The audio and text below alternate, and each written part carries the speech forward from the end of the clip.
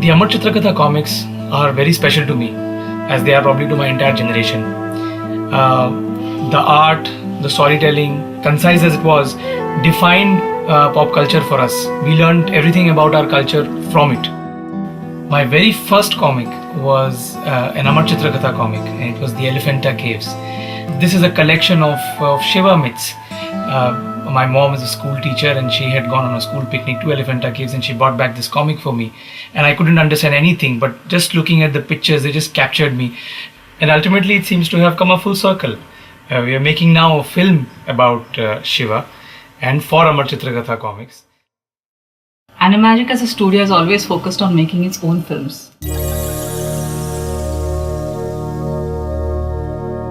We have addressed contemporary India, environmental concerns and folk cartoons. All the while we have created new non-cliched worlds and characters. A feature animated film was hence the next logical step, and Tripura lent us this platform. Initially, the project began as a collaboration with Amar Chitrakatha to develop the next gen look, especially for animation. And we began developing characters, and so because the Amar Chitrakatha comics are illustrative in nature, we tried to keep the heritage of the comics in mind, at the same time bring to it our specialization in animation to try and find a look that would reflect both aspects, Amar Chitrakatha and animation, as best as possible. So while we were initially trying to develop characters for a proposed TV series, when Turner came into the picture, they felt they wanted a TV special, which would be like a feature film. We started brainstorming on what is the kind of film we would like to make. We thought of the usual, the Krishna and the Rama stories, but we didn't want to go that way. This is where again Shiva came back into the picture, and we said, yes, let's make a film about Shiva. Of all the Shiva stories, the one that we connected the most on was Tripura. And Tripura is a lovely comic, and it's the dynamics and the urgency is very brilliantly drawn by Ram Bahirkar, whom I consider my first guru in drawing. And Sameer and I saw eye to eye about Tripura as a concept. What was good about Tripura was it's an ambiguous tale. It's about actually almost told from the other side, from the point of view of the Asuras. And so it may have been a crazy idea, but I think we convinced Turner, we convinced ourselves that this is a good place to start because it's different. I came in much later into the process of the making of Tripura. And when I was shown first the kind of stuff that Animagic was doing with Amar Chitrakatha in terms of designs, in terms of storytelling, it just blew my mind. It was something that was not being done in Indian animation, and it was a good mix of staying true to our roots and at the same time reinventing mythology. If you assume that children are the target audience, it doesn't talk down to them. But like any good film, it's layered, and I think it would appeal to not just children but everybody. I have not seen an adult who sees the movie and can stop it, while watching it. They need to see the whole movie. It's very well written and looks awesome. It's beautiful. Tripura is a story of destruction. It's a destruction of material or gross ambitions, as represented by the three powerful cities that the Asuras have built. These are destroyed by Shiva at the end of a mighty adventure. The ironic twist is that these cities are designed and created by Mayasur, who is Shiva's greatest devotee.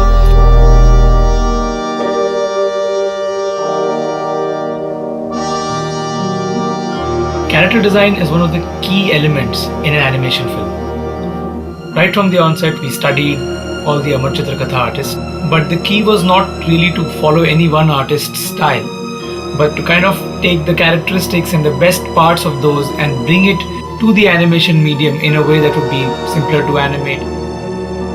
One important thing was that we wanted to stay away from the racial characteristics that are often imparted to Asuras and Devas in traditional depictions. Asuras are often depicted as darker colored people. For us, the Asuras and the Devas, they are tendencies within the human system itself. These are metaphorical stories, and they are meant to show the conflict that happens within each individual person. Maya was the first character we designed for Tripura, and almost the very first sketch was like the final design. Within 2 or 3 drawings, the character was completely in place. This came primarily because we were working from a deep feeling for the character and understanding of the personality of the character. This is true of the process with all the characters, and right from that early stage, once the feeling was correct, they rarely changed. Sometimes the characters are seen at various ages during this course of the story, so then their different ages and their looks at the various times will also have to be designed. Shiva actually was the most challenging character to design. We looked at a lot of visual reference, going back into our culture, looking at all the cave temples, looking at the bronze statues from South India, looking at miniature art.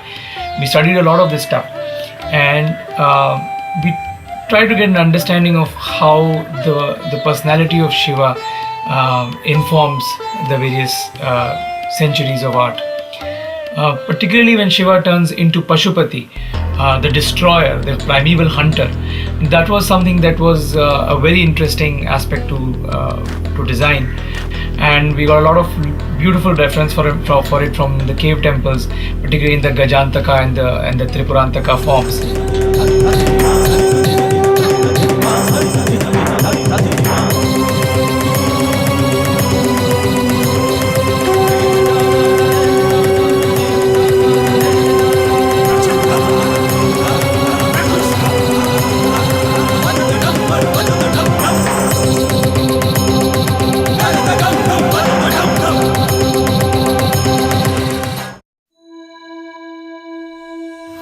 Once the character designs were kind of done and a basic script was in place, the storyboarding process began. Now the storyboarding process is the actual filmmaking process in animation. The script undergoes a zillion changes, entire scenes and sequences are added or removed or modified.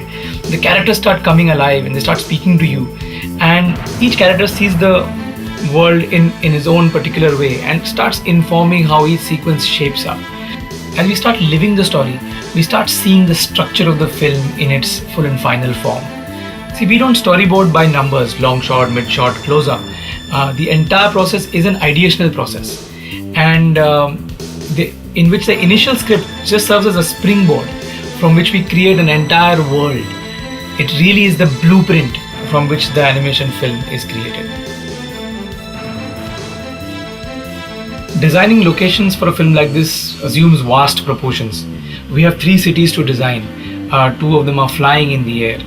The look and feel of these flying fortresses was quite difficult to work with.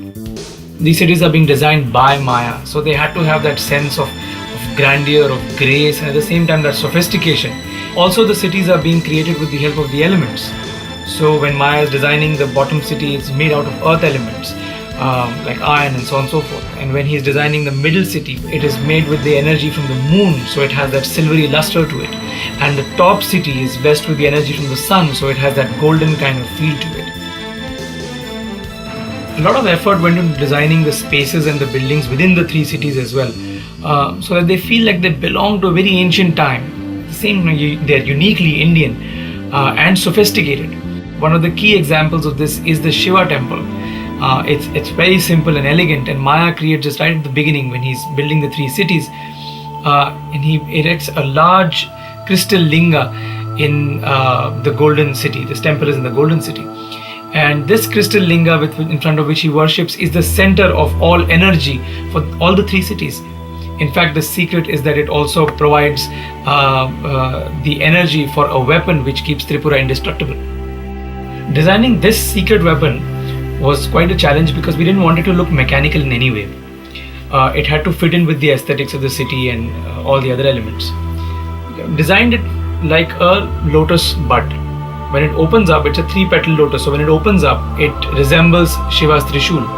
Now it uses the energy from the Shivling to power itself, and the user who is going to direct the weapon uses his own energy to direct this very powerful Shiva energy to whatever ends. The exit point from the city of these energies was something we designed which we called the eye. So it's like a third eye of the cities, so to speak. It's a third eye of Shiva as reflected in the third eye of the cities, which is an eye of destruction.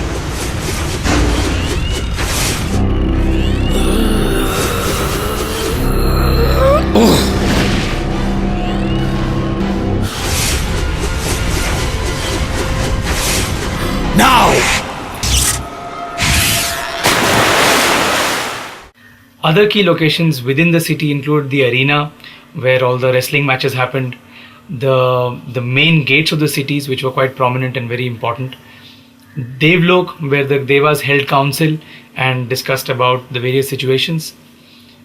Another important place was Shiva's peak, where the three brothers meditated in order to get Brahma's blessings. We kind of shaped this like Shiva's face, so that when lightning would hit it, it would kind of look like Shiva. One fascinating aspect in this film was the Vimanas, flying vehicles. The story is set in such a mythical time. There's only Devas and Asuras, and they're fighting for the universe.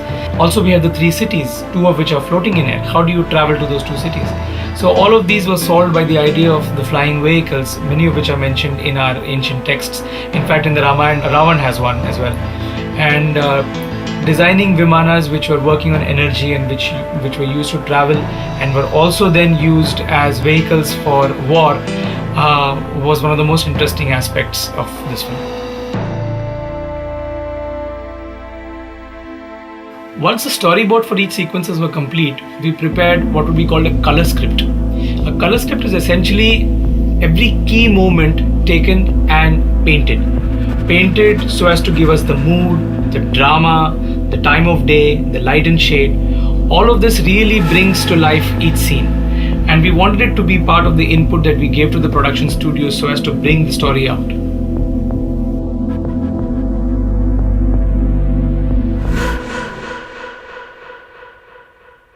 The sequence that best illustrates the value of color scripting is the creation of Tripura sequence.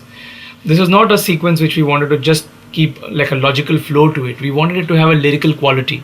So what we did is we took the set pieces from it and we painted them, and then we started putting together the edit of how the scenes will flow one into the other.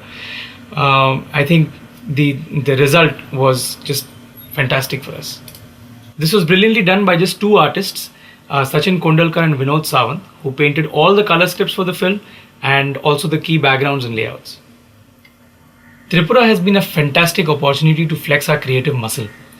It is a step to discovering that we can tell good animated stories efficiently and well, and we've done it without the luxury of mega budgets. We have plenty of talent which can do much more. It needs to be nurtured while being provided better and better opportunities to express themselves. Tripura is a big step in a much bigger direction. The film explores mature themes, characters, situations without resorting to cliches. We also ensured that the tale itself and its telling are not old-fashioned at all. It has been a difficult but ultimately satisfying journey to tell the story, and with Shiva's grace, we have come through. It was a risky proposition that went against all norms that are considered standard animation filmmaking here. And ACK and Turner backed such a vision with tremendous patience to maintain its integrity. The process was long and challenging on all fronts, and true to the Animagic traditions, once we had started, there was no turning back. It was a strange and new learning curve for all concerned. For once, India was actually outsourcing its animation outside, though we hope in the future that an entire production of this nature can be carried out in India. I am deeply indebted to all the people that have been part of making Tripura come alive. The voice talent, the voice producer Eliza Lewis, all the artists, particularly the ones at Animagic, and also the team at Inspedia, and all the people at Amar Chitrakatha and Turner. I think it has been a splendidly rewarding process to be able to put a film like this together. For me personally, the film is a tribute to the great artists of Amar Chitrakatha. Yusuf Lane, Pratap Malik, Suren Roy, Kavadi, and especially Ram Vaidkar.